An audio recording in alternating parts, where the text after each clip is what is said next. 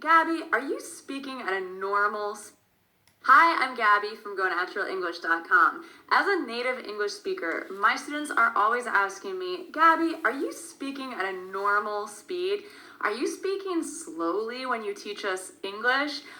Well, the answer is yes and no. In this video lesson, I'm going to share how you can improve your speaking and listening skills by doing some exercises and showing you examples of how native speakers speak more clearly sometimes and more unclearly and faster other times. So you're going to really see how different sentences and questions can change depending on the way that someone is speaking and why they change. So I think this is going to be super interesting for you. Now, if you want to improve your speaking and listening skills, I have an amazing offer for you to take advantage of a discount on group live online lessons with Lingoda, which is my suggestion for you if you want to take live online lessons in English, business English, Spanish, French, or German. And I'll tell you more about that at the end of this lesson.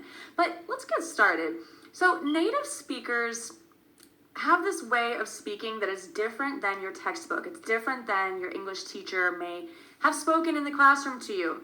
A lot of you tell me, Gabby, it's very clear the way that you speak in your videos. I can understand you 100%, and that's wonderful.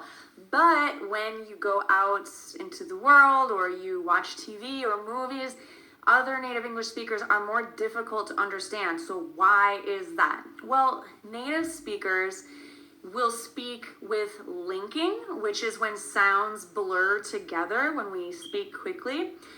We also have connecting sounds, sounds that change when we have certain sounds back to back. The whole sound of the word can change. The sound of the sentence can change. Depending on the stress we use in a sentence, the way we say it will change. And I'll show you some examples. Also, native English speakers might use more slang, more phrasal verbs than you're used to in your classroom or with academic English. We speak more casually, and depending on how casual we are or how lazy we're feeling, we might really relax our tongues and the way we speak. So it may become less and less clear depending on the situation. Native English speakers also have different regional dialects. And so if you learned, let's say, a standard American English, but then you go to the deep South, let's say to Texas or Alabama, and you listen to people talking who are from that place and have never left that place and have a pretty strong accent themselves, it may be difficult to understand what they're saying, even though they're native English speakers. So there are a lot of factors at play here. Now, we can lament how difficult it is to understand native English speakers. We can complain about it. Why do native speakers speak in a way that's so unclear and difficult to understand? And it really makes communication more difficult for all of us. But the fact is, native English speakers are not going to change. And so if we just sit around and complain, we're not going to get anywhere. So if we want to improve our communication, improve our listening comprehension, and improve our speaking so that we're understood by other native English speakers, then we need to change, we need to improve, we need to learn what it means to speak more like a native speaker. So I'm going to share some examples with you here, and I'm going to also explain why and how these sentences change when we speak more quickly and more casually. A lot of English learners feel scared when they hear English that sounds totally different than what you learned in the classroom or what you listen to on audio tapes or audiobooks for learning English. But don't worry, it's just because you're not used to hearing this kind of fast, maybe a different kind of accents in English. Regional accents are real and they can be difficult. So the key here is to immerse yourself, to get more input and more practice using English with native speakers with different dialects. It takes time, so be patient. You can do this. you really have the ability to understand anyone. It just takes time. Even for native speakers, it can be difficult to understand other native speakers who use a different accent, who are from a different region than ourselves. And how do you know how to speak more like a native speaker? Well, the key is to pay attention to stress, and the rest falls into place. Pay attention to verbs and keywords, content words like nouns and verbs, and other words like prepositions and articles, which are function words, kind of fall into place around these key content words. I'll show you how. First, practice listening to each sentence I say, and then we're going to practice repeating it together. Can you understand what I'm saying when I speak quickly? What do you want to drink? What do you want to drink? What do you want to drink? Well, I'm asking you, what do you want to drink? But when a native speaker speaks quickly, what happens here? We stress the question word, what, and we stress the verbs a bit, want and drink, and everything else becomes smaller, faster, and it's more difficult to hear. So let's just say the question word and the verbs. What, want, drink. Now imagine that we're going to say those, but with the function words, do, you, and to, okay? What do you want to drink? Okay, repeat after me. What do you want to drink? Again, what do you want to drink? Now let's put it all together. What do you wanna drink? What just happened? Well, now we have connected speech. What do you becomes what do you when we speak more casually. When we speed things up, we're not actually speeding up our rate of speech. It's still the same speed. What do you want to drink? What do you want to drink? What do you wanna drink? What do you want to drink? What do you want to drink? It's not faster, but it sounds faster because we're omitting some of those sounds that you hear when we speak very clearly. So our connected speech happens when we relax our speaking muscles, our tongue, our lips, and these sounds change because we're not putting as much effort into our enunciation. So one more time, very relaxed and with connected speech. Repeat after me. What do you want to drink? What do you want to drink? What do you want to drink? One more time. What do you want to drink? Sometimes people will drop that final K sound off the end of the question. What do you want to drink? What do you want to drink? Now, I'm not completely omitting the sound, but it's not completely released. At the end of the question, my tongue is in place in my mouth to make that K sound at the end of the question. Drink. What do you want to drink?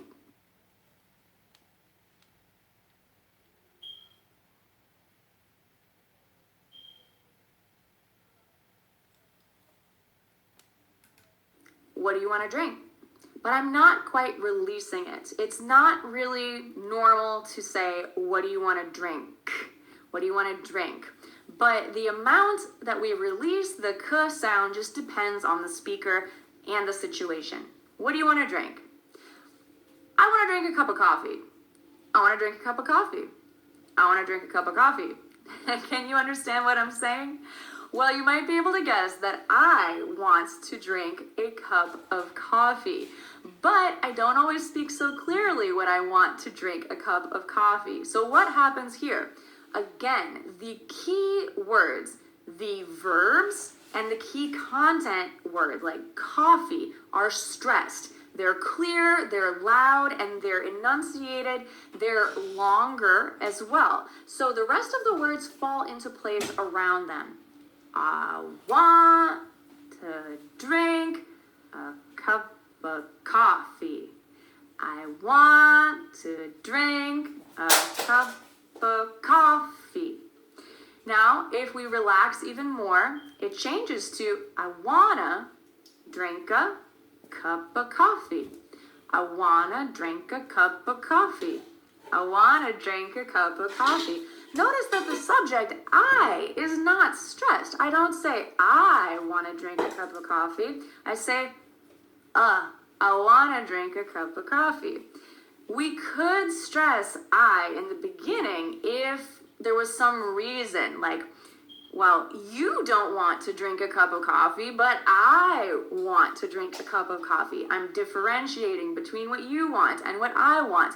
But this is a special case. So in most normal situations, I would just say, I want a cup of coffee. I want a cup of coffee. I want a cup of coffee. Repeat after me. I want a cup of coffee. I want a cup of coffee. Very good. Let's listen for another example. Can you tell what I'm saying? I'll send you the money. I'll send you the money. I'll send you the money. You can probably pick out the most important word in the sentence at the end, which is money, because there's really no other word around it except for the, which is a function word that kind of disappears. But you can still hear the word money even if you don't hear the article before this noun. I'll send you. I'll send you. I'll send you the money. So you can probably hear the word send. That is a verb that sticks out. We stress the verb because the verb and the noun money is, well, they are the most important points in this sentence. The rest falls into place around our key words. I will send you the money. But I would never say it like that unless I was being very dramatic. Maybe if you said, what did you say? I will send you the money. Okay, in a normal way, I would say, I'll send you the money. I'll send you the money. I'll send you the money. Try it with me. I'll send you the money. I'll send you the money. I'll send you the money. Rhythm is really important in English because we stress these keywords, and the stressed words become like a beat in the song of English. I'll send you the money. I'll send you the money. Let's try another question. Can you tell what I'm saying?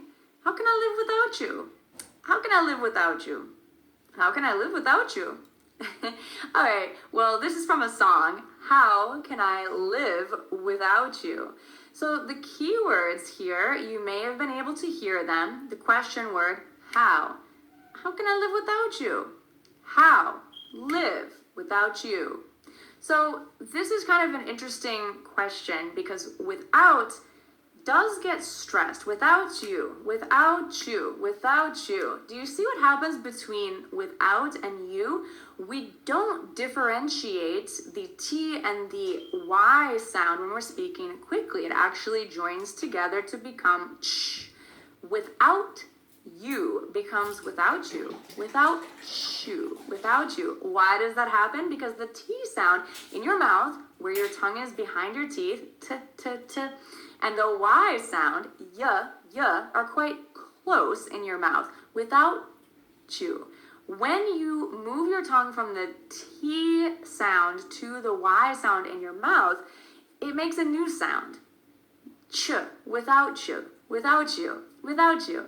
How can I live without you? How can I live without you? The other words that are not the question, the verb, or the final without you become smaller. Can I becomes can I? Can I? How can I live without you? How can I live without you? Again, how can I live without you? Let's do one more example, then I'm going to give you a listening quiz. I need to figure this out. I need to figure this out. I need to figure this out. Can you understand what I'm saying? I need to figure this out. So we have our key words here, need and figure. Figure out is a phrasal verb, and we do stress the preposition out. We stress the preposition in phrasal verbs only. Any other prepositions, when they're not part of a phrasal verb, are not stressed. But I need to figure this out. I need to figure this out. We do stress that out. We stress the verb figure also, but a little bit less than the preposition. I need to figure this out. So we don't stress the subject, I, we just say, I need to figure. I need to. We don't say to. This preposition is very small. I need to. I need to. Repeat after me. I need to. I need to. I need to figure this out. What happens with out? It is stressed, but we don't release that final T. We put our tongue in place to create that T sound, but we don't release it. I need to figure this out. I need to figure this out. I need to figure this out. But when we speak quickly, we say, I need to figure this out. Very good. You're doing an awesome job. So now I'm going to give you a quiz. I would like for you to write what you hear in the comments, and then we can help each other to figure out the right answer. Number 1, what did you do about it? What did you do about it? 2, did you see what happened? Did you see what happened? Did you see what happened? 3, I've got to get going. I've got to get going. I've got to get going. Let's check your answers in the comments. Now, if you're learning English and you'd like to learn faster and easier, I suggest you sign up for the free Go Natural English newsletter at gonaturalenglish.com/email. And I will email you Go Natural English lessons like this one for free. It's easy when you get it direct to your email inbox. That way, you'll never miss a lesson. It takes 2 seconds to improve your English quickly and easily. So I'll see you on the newsletter. Do you think that learning online is less effective than learning a language in a traditional classroom? Well, I suggest that you give Lingoda live online small group lessons a try. The average class size is just 3 to 4 students, so you get individualized attention and time to speak. Their lessons are a great chance for you to further develop your listening skills and your speaking skills with native, qualified, expert online English teachers. At Lingoda, you can learn English, business English, or French, Spanish, or German. Their classes are offered 24 hours a day, 7 days a week, so you can find a lesson that fits your schedule. I've signed up for Lingoda lessons myself to improve my Spanish speaking skills. It's great whether you're looking for a way to brush up on your speaking skills like I am for Spanish, or whether you're learning the language from scratch. Lingoda has a class for you, no matter if you're a beginner, intermediate, or advanced student of English or another language. It's a great way for you to practice in real time and get feedback. Their lessons are available 24 hours a day, 7 days a week, and so they fit your busy schedule. In fact, I like to take Lingoda lessons on Sundays because that day I'm generally a little less busy. It's a great way for me to practice on my day off. With Lingoda, you can